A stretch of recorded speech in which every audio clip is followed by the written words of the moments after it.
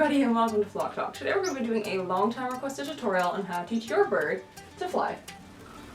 In that 20 parrot tricks video I did about a year ago, there was a trick called laps in there in which I kind of throw the bird and they do a sort of figure 8 shape in the air. This trick was something that you guys really wanted me to teach you guys how to do, but I'm not particularly comfortable doing that, so this is sort of the alternative that I've come up with. Now, the reason why I'm not super eager on the idea of teaching you guys how to do that is that there's a lot of things that can go wrong if you're not extremely careful and very keyed into your bird's body language.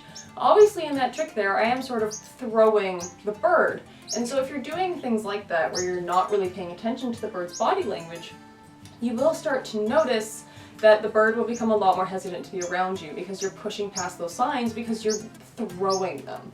So that's why I'm not too eager on particularly teaching that specific trick, just because there are so many things that can go wrong and you can really damage the trust with your bird if you start to do these things without 100% having an understanding of exactly what you're doing. Because that can be something that is so easily miscommunicated, I'm not doing that particular trick as a tutorial anytime soon. So instead, hopefully this one will suffice here, and we're going to go through the very long process of how to teach your bird to take off and fly in a circle just by you telling them to fly.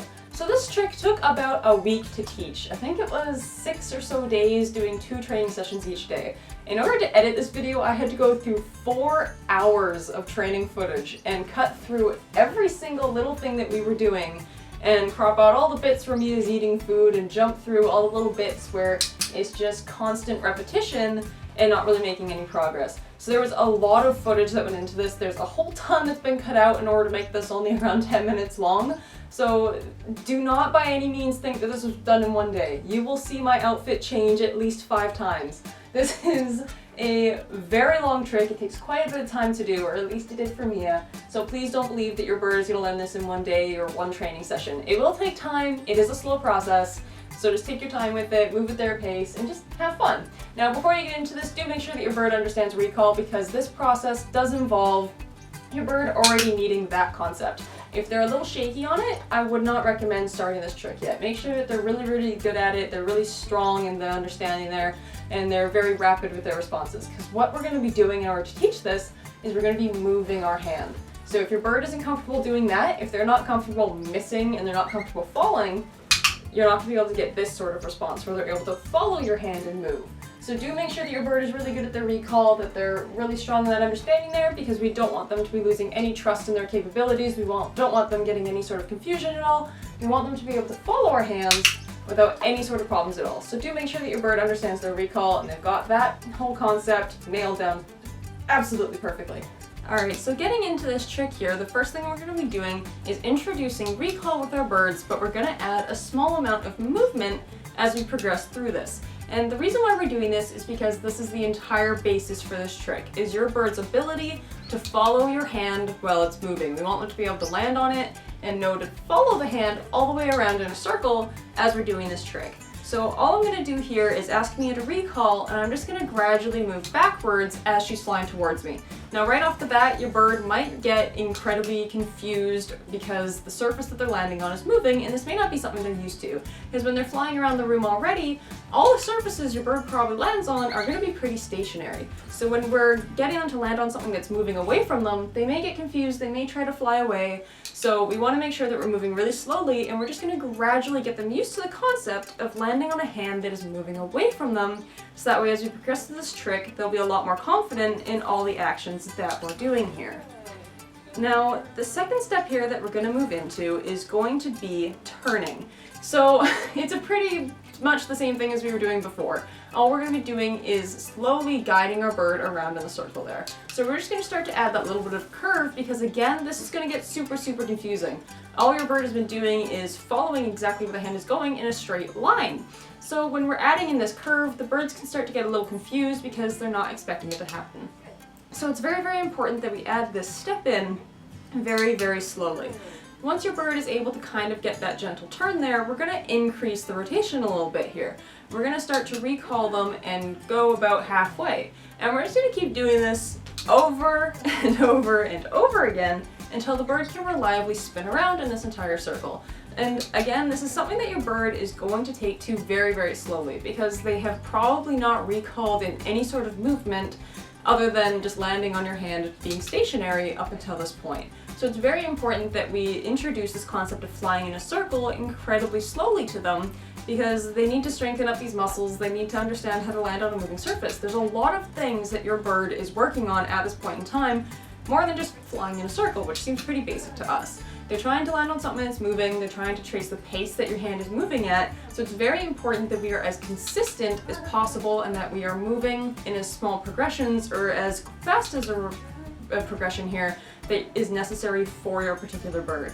Again, if the bird is turning around and flying away, if they're missing your hand and getting confused, you may find it necessary to move a little bit slower or to just decrease your rotation a bit so that we are not moving nearly as fast so that way they can kind of catch up and figure out what's going on. Because what we have to do now is, now that we've got our bird kind of flying in a circle and landing on our hand, we have to teach them how to land on the perch. We have to somehow guide the landing here. So in order to do this, all we really need to do is start to move our hand closer and closer to the perch. It's very important that we don't move to this step until your bird is completely flying around in a circle and landing on your hand confidently. We do not want to be pushing them into landing on this perch if the bird is still confused about that circular motion. They need to be doing this confidently and flawlessly before we move on to the next step, because it's just going to get really confusing, your bird is going to get really frustrated, and they might start to lose a lot of confidence if we start to push them too fast in this. So what I'm going to start doing here, once Mia is completely, fully understanding how to fly in that circle and land on my hand, is I'm just going to bring my hand closer to that perch with every circle, and I'm going to ask her to finish it off. When I spin around in that circle, I'm going to ask her to step up onto the perch before I give her a treat, and that's going to help her kind of tie in that understanding that in order to finally earn that treat, she has to make it all the way back to the perch. And what that's going to do is it's going to start to kind of pave the path to get to the point that we're at here, where she will then know to follow my hand and land on the perch. Because every time we go around, I'm going to be moving my hand closer and closer to it until I'm actually lining up my hand with being underneath the perch, so that way she's being guided to landing on top of it. And that is basically how this entire trick ends up being somewhat completed now. Now your bird is able to fly into a circle and land on the perch, but the issue is that your bird is still completely following your hand. So we need to work them out of this, and we need to change this from being a sort of following motion to being completely guided to just following a cue. So what we're going to move into here is guiding them a little bit less. All we're going to be doing is reducing how much we have to move our hand in order to get them to move. So what I'm going to start doing is I'm not going to guide her straight to the perch with my hand anymore. What I'm going to start doing is just generally making the movement with my arm. I'm going to guide her for the first half of the circle, and for the second half, my hand is just going to start to fade away as we get closer to the perch. At this point, Mia has landed on that perch in that circle by following me enough times that she should have a pretty decent idea of how to make it to the perch and what I want her to do to make it to that perch there in order to earn the treat. So each time we do this, and with every repetition we do, I'm just going to guide her less and less, and you can start to see just how vague my movements start to become. I'm not having to get her to completely follow my hand all the way around anymore. She's only following it for the first couple inches there, and then I'm just generally turning around to get her to understand the concept. After she's gotten that down and my hand is really vague, I'm going to start turning my body less, so that way she's not having to use that as a factor to understand to move anymore. All I'm going to be doing is turning for about the first half of the circle, and then the rest is just going to be my arm kind of wrapping around my neck there. That's all I'm going to be doing in order to get her to understand to still complete the process. And we're just going to basically keep doing this, spinning less and less and less, until I don't really have to spin around anymore. My legs can stay facing the same way, and the only thing that's going to be wrapping around my body is my arm. And that is when we can finally just stop spinning. And that is where we're going to start to kind of pave the path on how to get your bird to completely go around in that circle there. So I'm not going to be turning my body anymore. The only thing Mia is going to be following is my arm kind of vaguely moving in a circular motion. Now remember, we still don't want them to be completely tracing our movements. We don't want to be having them completely relying on where our hand position is to get around in that circle. So we're still trying to work this down to be more and more vague. So now you can see I'm just putting my arm up against my shoulder, and that's kind of teaching her to get around the perch. I'm no longer having to get her to completely guide my hand all the way around in order to actually do the complete circle and make it back to the perch. All I'm doing is making a really incredibly vague movement that still kind of tells her that this is what we're doing. So once your bird has reached a point where they're really comfortable going around your body with just your arm looping around your head there, we're going to get ourselves out of the middle, because that's not what we want to be doing in order to be able to cue our bird. We want to eventually be able to stand as far away from them as we want and just be able to tell them to fly with the movement of our arm as opposed to the full rotation of our bodies. So what I'm going to do here is I'm going to use my arm to guide Mia around in a circle but in front of my body. And I'm just going to slowly back up every single time we do this, because that way I can get further and further away from her. So in order to get her to kind of go around in this circle without me having to be in the middle, I'm still going to use that same sort of concept that she's currently relying on to move, and I'm just going to get her to follow my arm around in half of the circle, and she's going to complete the other half. Up until this point, Mia's been understanding the second half of the circle pretty fine, because I've just been rotating for the first half, and she's been completing the rest all on her own. So she should be able to transition to this pretty flawlessly, because the only difference is where I'm standing. She's still following my arm for the first half of the circle. This should be a pretty basic concept, and your bird should catch on to this portion fairly quickly. Once we've reached this point where your bird is able to do this, we're going to move on to the side. And again, we're still kind of making that same basic movement with our arm to guide the bird around the circle. The only difference is where we're standing. So here I'm going to stand just to the side of Mia, and I'm going to use my arm to guide her just to turn around when she's reached the end of her little kind of loop there.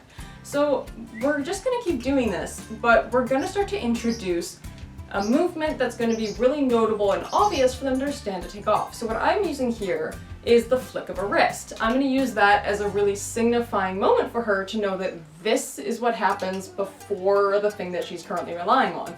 Right now, what she's been relying on to know to turn around in a circle has been my arm guiding her around in that spherical kind of shape. So what I'm going to end up having to do here is introduce something at the very beginning of that cue that she understands happens every single time before she has to follow my hand. So eventually what's going to start coming out of this, as you can see through here, is I'm not going to have to use the movement of my arm to guide her around the circle anymore, because she's going to be seeing that flick of the wrist at the beginning every single time, and she's going to know that that flick of the wrist means the rest of the trick starts to come. So she's not going to need the rest of it anymore. She's going to see that flick of the wrist, and she's going to know flick of the wrist means go off and fly in a circle.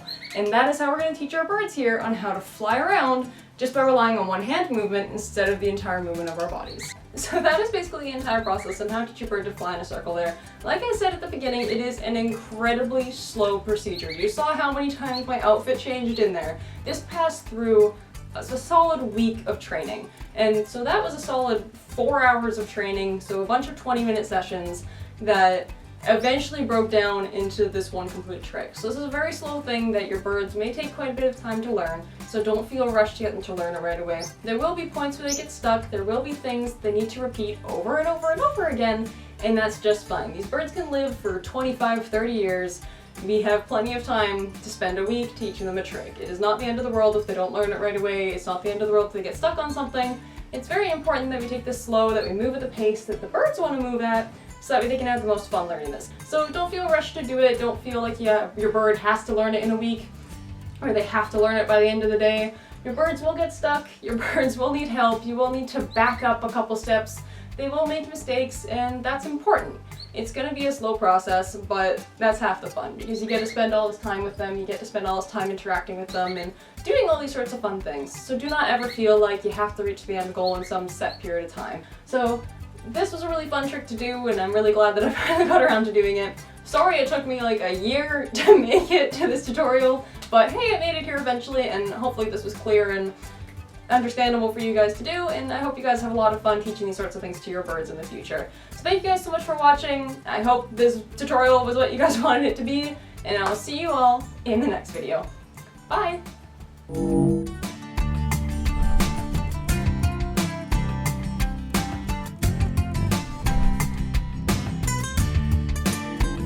Hello everybody and welcome to Flock Talk. Today we're going to be doing a long time requested tutorial on how to teach your bird to fly. Hello everybody and now you go!